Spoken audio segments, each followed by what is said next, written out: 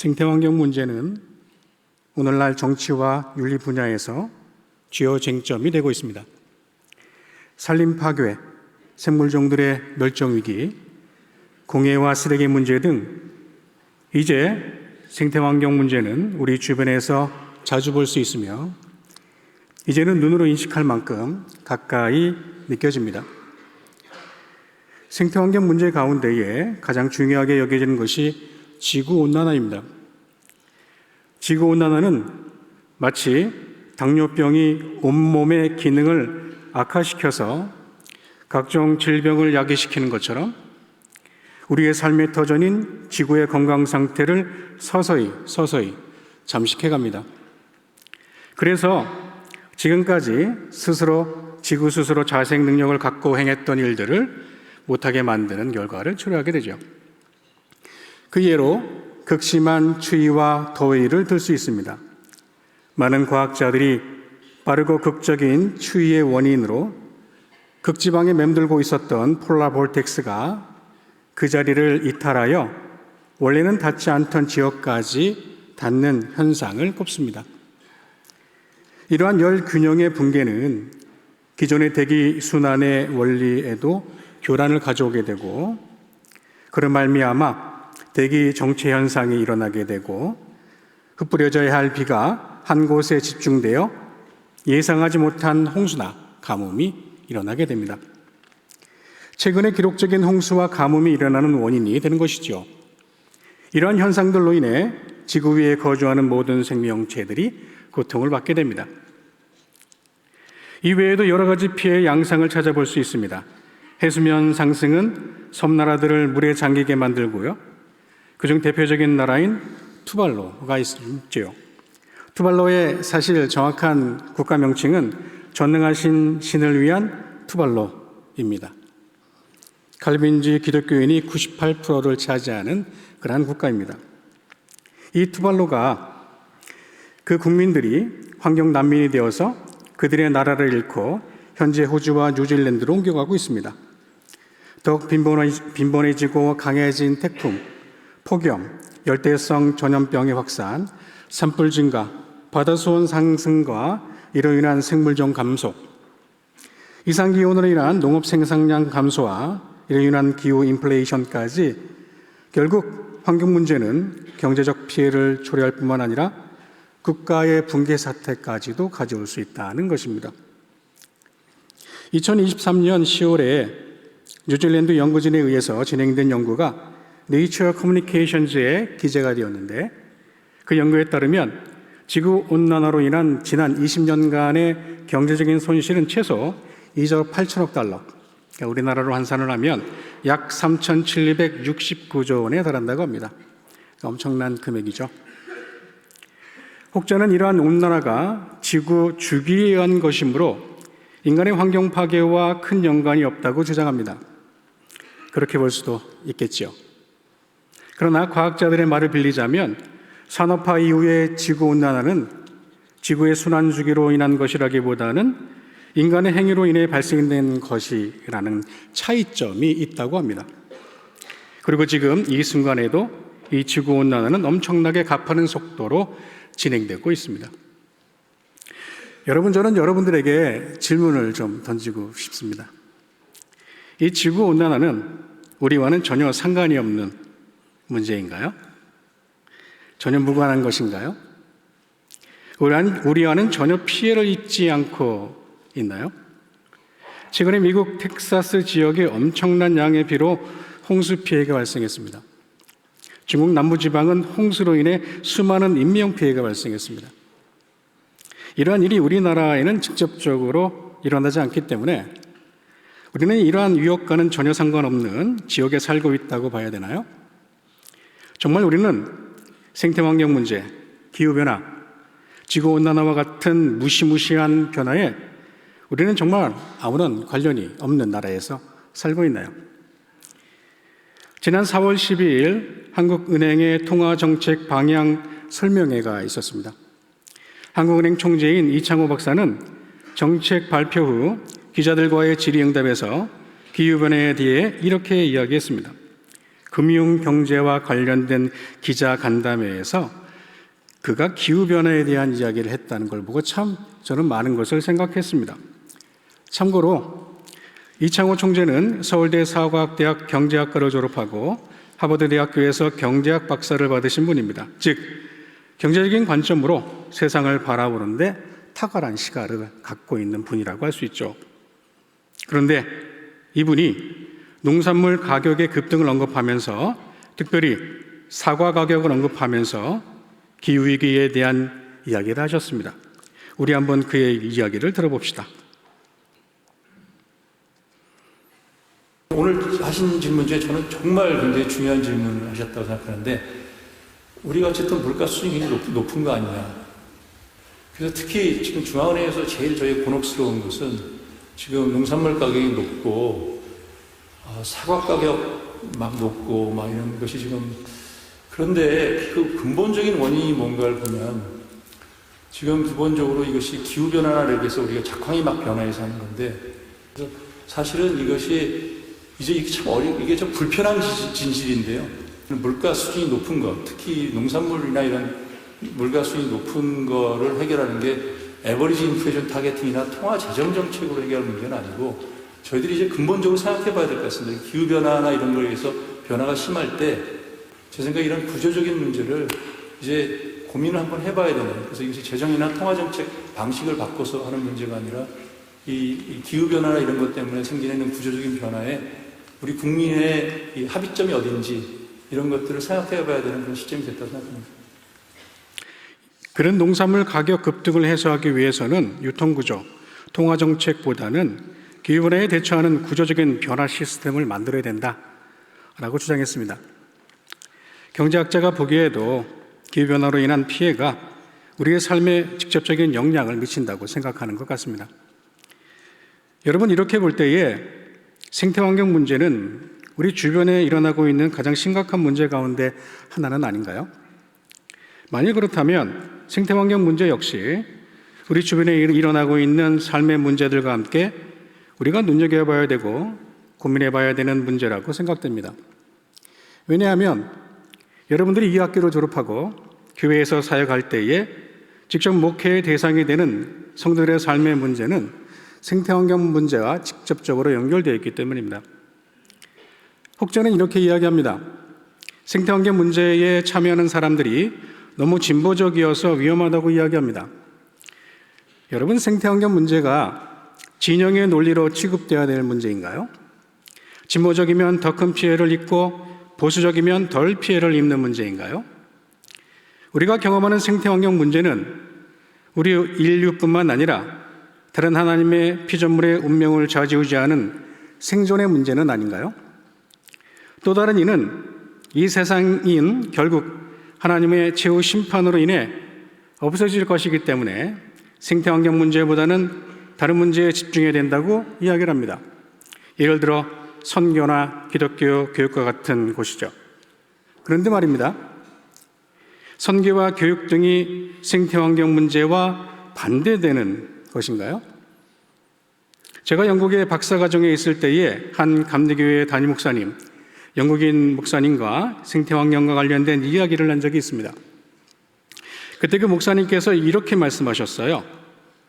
어차피 이 세상은 하나님의 심판으로 소멸할 것인데 왜 생태환경 문제에 교회가 관심을 가져야 되느냐라고 말씀하셨습니다. 여러분, 이 세상은 정말 하나님의 심판으로 완전히 소멸되었다가 다시 새로운 세계가 도래하는 것인가요? 그렇다면 로마서 8장 18절에서 30절에 나오는 피조물의 탄식과 회복을 우리는 어떻게 생각해야 되나요? 또한 골로새서 1장 15절에서 20절에서 말씀하시는 그리스도를 통한 만물의 화해와 회복은 어떻게 우리가 해석해야 되나요? 또한 요한계시록 21장, 22장에 나오는 새하늘과 새 땅은 이 세상이 완전히 소멸된 다음에 창조된 새로운 세계를 의미하나요? 아니면 그 반대인가요? 마지막으로 요한계시록에서 가장 중요한 본문 가운데 하나인 요한계시록 11장 18절에서 하나님의 궁극적인 심판의 대상과 시기를 땅을 망하게 하는 자들을 멸망시키실 때로서이다 라고 하는데, 이것은 어떻게 해석해야 하나요? 또한 이 세상이 하나님의 심판으로 완전히 파괴된다고 해서 우리는 생태환경 문제에 대해서 전혀 신경 쓰지 말아야 하나요? 이 세상은 결국 하나님의 심판으로 없어질 것이니 그냥 우리 마음대로 사용하고 버리면 되는 건가요? 마치 쓰레기통에 버리는 쓰레기처럼 그 효용을 다하면 버려져야 하는 휴지처럼 그냥 그렇게 사용하다 버리면 되는 건가요? 저는 여러분에게 묻고 싶습니다. 많은 사람들이 이야기하는 것처럼 성경은 우리가 지금 겪고 있는 생태환경 문제에 대해서 직접적인 해답을 제시하고 있지 않습니다. 안타깝게도. 환경을 보호해라. 멸종위기종을 보호해라. 그리하면 네 하나님 여호와께서 내게 준 땅에서 내 생명이 길리라. 이렇게 말씀하시지 않습니다. 성경에서 생태환경 문제는 모든 관심의 초점에서 벗어나 있는 듯합니다. 그러나 우리가 고려해야 될 것은 성경은 당대의 성도들의 가장 중요한 삶의 문제에 초점을 맞추어서 기록되어 있다는 것입니다. 예를 들어 사복음서는 1세기 유대교와의 극심한 갈등이라는 교회가 직면한 당대의 인생의 문제를 해결하기 위해 쓰여졌습니다. 그래서 예수 그리스도의 십자가 사건 이후 세워진 이 교회가 다른 신을 섬기고 있는 것이 아니라 유대교가 믿고 있는 같은 하나님을 섬기고 있으며, 예수 그리스도는 이단자가 아니라 구약 성경에서부터 계속 예언되어 온 메시아라는 것을 설명하기 위해 구약 본문을 계속 인용함으로써 메시아 예언이 성취된 것을 입증하고 있습니다. 바울 서신은 1세기, 2세기 그리고 로만 사회에서 교회에 대한 고소고발, 그리고 교회가 국가의 전복을 꿈꾸는 국가의 반대 세력 또는 범죄자 집단이라는 사회의 편견이라는 당대의 문제를 고려하면서 성경을 기록했습니다. 그래서 신약 성경의 많은 부분에서는 교회는 로마 정부에 반하는 세력이 아니라 법규를 준수하며 사회의 섬김과 봉사를 하는 종교임을 증명하는 데 많은 노력이 들어가 있다는 것입니다. 공동서신, 특히 야고보서는 교회의 가장 큰 문제 가운데 하나인 가난 문제를 해결하는 데 관심을 가지고 기록됐으며, 결국 야고보서는 진정한 경건을 정교적인 예배 참석이나 기도, 그리고 신학적인 지식의 습득이 아니라 진정한 경건은 고아와 과부를 돌보는 것과 말실수를 줄이는 것으로 제시했습니다. 즉, 성경은 그 시대에 당면한 문제, 교회가 겪고 있는 어려움, 성도들의 삶에 가장 직접적으로 영향을 미치는 삶의 문제를 해결하기 위한 노력들로 가득 차 있다는 것입니다. 만일 그 당시에 생태환경 문제가 지금처럼 심각하다면, 즉 교회와 사회에 심각한 위험이 되었다면 성경의 저자는 예를 들어 베드로, 사도 요한, 누가, 바울은 이 문제에 대해 분명히 다루고 기록했을 것입니다. 오늘 설교 본문인 요한복음 1장 14절은 신약 성경 본문 중에서 가장 중요한 본문 중에 하나입니다. 바로 성육신 사건을 말씀하고 있기 때문입니다. 성육신 사건은 삼위일체 되시는 하나님, 이 우주의 주니신 하나님이 이 세상의 물질적인 요소인 인간의 몸을 취하셔서 창조 세계에 들어오시고 우리와 함께 거하시는 사건입니다. 요한복음 1장 14절은 이 사실을 이렇게 증언하고 있습니다. 말씀이 육신이 되어 우리 가운데 거하심에 우리가 그의 영광을 보니 아버지의 독생자의 영광이요 은혜와 진리가 충만하더라. 요한복음의 저자는 여기서 예수 그리스도의 정체성에 대해서 이야기를 하고 있는데, 성경을 통틀어 가장 충격적인 주장을 하고 있는 것입니다. 곧 창조주 하나님으로서 만물을 붙드시는 이 그리스도께서 육체를 취하셔서 그분께 속한 창조세계의 일부가 되었다고 선포하고 있기 때문입니다. 신이 인간이 되셨다. 신이 인간의 몸을 입고 오셨다. 또는 신이 창조세계의 하나의 구성원으로 오셨다라는 이 고백은 참으로 신비하지 않을 수 없습니다. 그리스도의 성육신 사건은 하나님 자신을 이 창조세계의 전체와 긴밀하게 연결시키는 사건입니다. 다시 말한다면 하나님의 완전한 형상이신 예수 그리스도는 하나님의 창조하신 세계의 온전한 일부분이 되셨다는 것입니다. 또한 이 성육신 사건은 이 창조세계가 궁극적으로 선하다는 것을 확증해주는 사건이기도 합니다. 왜냐하면 만일 하나님께서 이 세상을 창조하시고 자신을 이 창조세계의 굳건히 결속시키셨다면 이 세상은 아무리 인간의 죄와 부패로 위협을 받고 있다 하더라도 이 세상은 여전히 하나님의 영광을 드러내는 무대이며 궁극적인 선함을 간직한 하나님의 창조세계임이 분명하기 때문입니다. 예수 그리스도의 성육신 사건은 창조세계를 부인하지 않는다라는 것입니다. 예수 그리스도의 부활 또한 창조세계를 부인하지 않습니다. 기독교의 부활은 영혼만의 부활인가요? 몸의 부활은 아닌가요? 몸과 영혼의 부활을 함께 이야기하고 있습니다. 오늘 설교 본문의 두 번째 말씀인 요한복음 20장 19절에서 23절은 부활하신 예수님께서 제자들을 만나시는 내용을 담고 있습니다. 그분은 두려워서 문을 걸어 잠그고 있는 제자들을 찾아와 주십니다. 부활하신 예수님의 몸은 우리가 갖고 있는 기존의 몸과는 다른 고양된 육체인 것이 분명합니다. 왜냐하면 제자들이 유대인들을 두려워하여 문을 닫고 있던 그곳에 호련히 나타나셨기 때문입니다. 그러나 그분의 몸은 십자가상에서 고난당하셨던 흔적, 즉 손의 못자국과 창에 찔린 옆구리를 갖고 있는 몸이었습니다. 예수 그리스도는 십자가에서 죽으실 때에 물과 피를 흘리십니다. 즉 육체를 갖고 있는 인간이 죽을 때 발생하는 생리적인 현상을 보여주고 죽으신다는 것이죠. 그러나 그분은 또한 부활하실 때에 십자가에 못 박힌 못자국과 함께 부활하십니다. 그리고 의심 많은 도마에게 그의 몸을 보여주시죠. 그리고 도마는 부활하신 주님의 몸을 확인할 수 있었습니다. 오늘 우리가 읽지는 않았지만 요한복음의 마지막 장에서는 부활하신 예수께서 디베랴 해변에서 불을 피우시고 물고기를 굽고 제자들과 함께 식사를 하시는 내용도 담고 있습니다.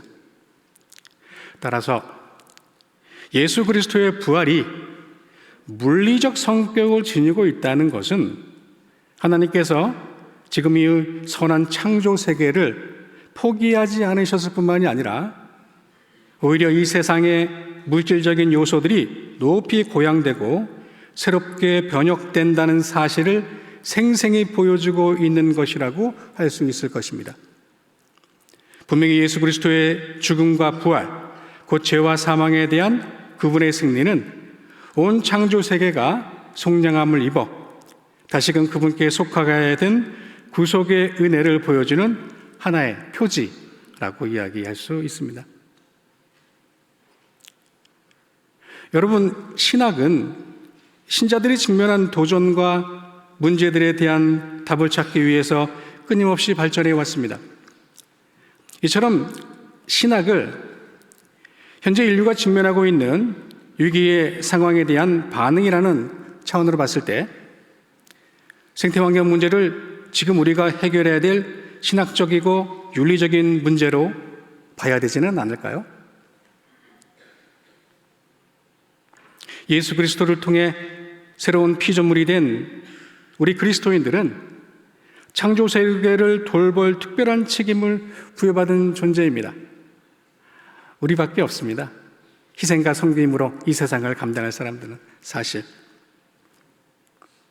창조 세계의 운명은 우리 인간의 운명과 서로 결부되어 있으며 이로 인해 창조 세계는 인간이 누리는 복과 저주를 함께 경험하게 될 것입니다. 그리고 지금도 경험하고 있습니다. 그러니 우리의 눈을 들어 조금만이라도 창조 세계를 바라봤으면 좋겠습니다.